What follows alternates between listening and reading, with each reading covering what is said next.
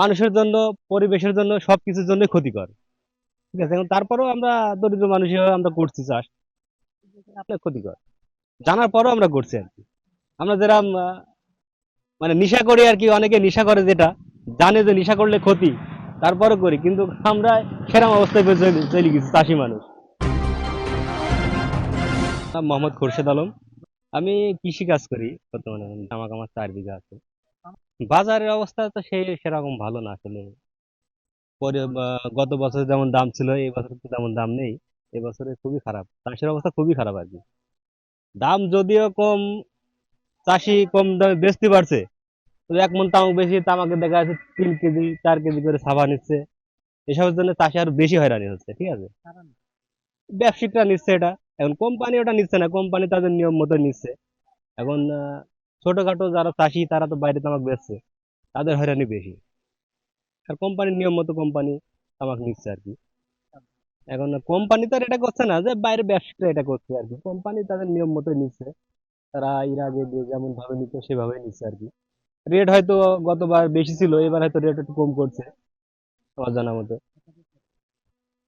এবার শুনছি নাকি 31 টাকা করছে রেট। 31, 231। জি। আসলে তামাকের কথা বলা যাবে না, যেটা রেট দিছে এখন সরকারের লোকজন, তো এটার পরে অবশ্যই যে কোনো একটা জরিপ চালাইছে, সেভাবে কোম্পানির লোক রেট দিছে। হ্যাঁ, এখন চাষির জন্য যত হবে তত চাষির জন্য ভালো। চাষি যত পাবে ততই ভালো তাদের। এখন এরপরে ডিপেন্ড করি তো, দেখা যাচ্ছে আপনার চাষি যদি 300 টাকা 250 টাকা হয়, 250 টাকা আছে, 300 টাকাটা ভালো হবে। এখন গতবার 250 করে ছিল, হয়তো বাইরে 250 বিক্রি হয়েছিল। এবছর ততটা দাম নাই, এবছরে 210 15 এরকম বিক্রি হচ্ছে বাইরে। হ্যাঁ, আমাদের জন্য ক্ষতিকর, তারপর এখন আমরা দরিদ্র মানুষ টাকার জন্য করছি। ঠিক আছে, এখন এটা তো মানে উম, মানুষের জন্য, পরিবেশের জন্য, সবকিছুর জন্য ক্ষতিকর।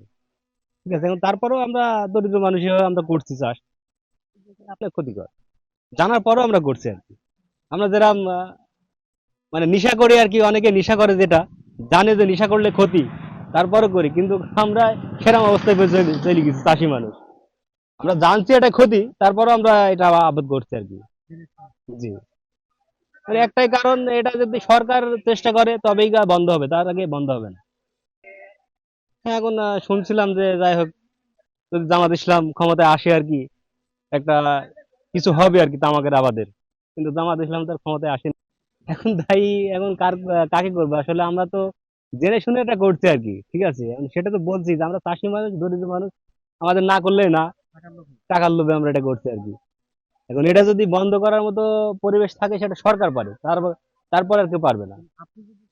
আমি এখন যদি চেষ্টা করি, আমিও পারবো, তবে সেটা আমার পরে নিষেধাজ্ঞা থাকতে হবে। নিষেধাজ্ঞা না আসা পর্যন্ত আমরা হয়তো থামবো না। এখন আমার পরামর্শ, তামাক দেশে না থাকলেই ভালো।